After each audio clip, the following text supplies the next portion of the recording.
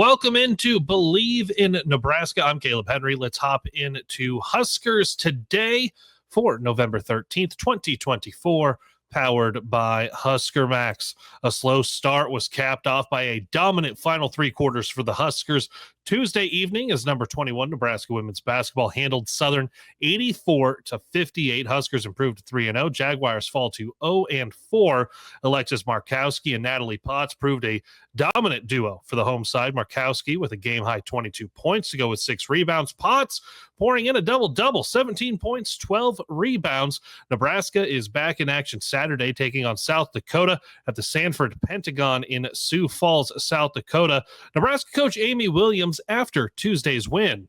We're happy to come out with a win. I thought we had some really good performances. I thought Natalie Potts really set the tone for us with that double-double and 8 offensive rebounds. And I thought Alexis Markowski obviously was quite efficient, but I thought Birdie came in off the bench and really gave us a spark and just had lots of contributions to give us a great, solid win.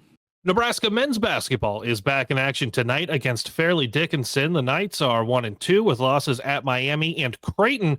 Nebraska coach Fred Hoiberg was watching that latest game Sunday. I promise you this, we're not backing down from anybody. They've played 2 really good teams so far in the preseason, and then they won their home game, by 40 or 50. And what they did early at Creighton, that's not easy to do. They jumped out to a double-digit lead right away, had a lead for a lot of that first half. And, as I said, they had a couple guys getting in foul trouble at the end of the half. And that's when Creighton really extended that lead. And I give Creighton a lot of credit for how they continued to keep their foot on the gas and kept that going in the second half. But this is a good team that, they can put the ball in the basket from a lot of different guys. They're shooting the 3 very well. When you look at their percentages, over 40%. And they've got a point guard that can get into the paint, and he's very dynamic with the ball. They run good stuff. They play with pace. And, again, another good test for us.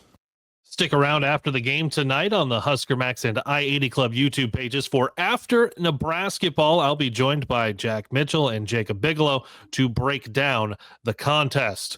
Well, we've had the news of Dana Holgerson's addition to the Nebraska football staff for more than a week now, and 2 days since Coach Matt Rule announced Holgerson as the offensive coordinator for the rest of the season.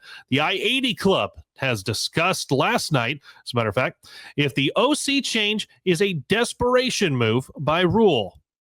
Yeah, but is that a negative? That doesn't have to be a negative. I wanted him to be desperate. Yeah, seriously. Yes, he needed to do something. Yes, this was careening with negative momentum down the hill at this point.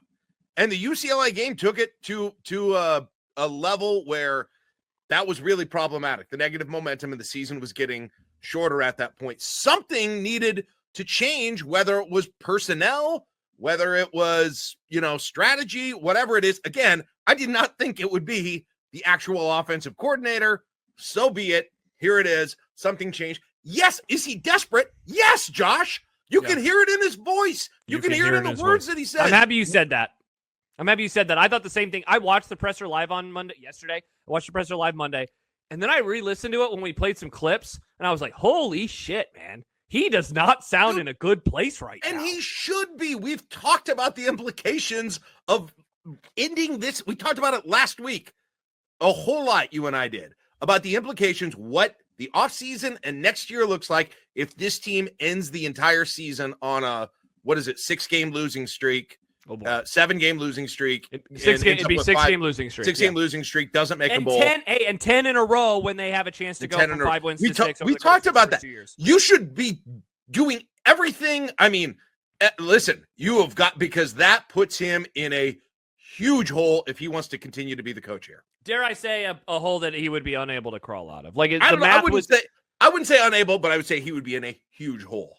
Turning our attention now to some Husker headlines and the latest Doc's diagnosis. Dr. Rob Zadiska analyzes plays on both sides of the ball ahead of the Huskers game Saturday in Los Angeles. TJ Burkle breaks down the Dana Holgerson news and looks at how much of a difference that can make. I'm Kaleb Henry. That'll do it for Huskers Today for November 13th, 2024. Don't forget to subscribe to Believe in Nebraska on Spotify, Apple Podcasts, or wherever you listen to podcasts. And be sure to visit HuskerMax.com for all of the latest in Huskers news and subscribe to the Husker Max YouTube page. GBR as always, and believe in Nebraska.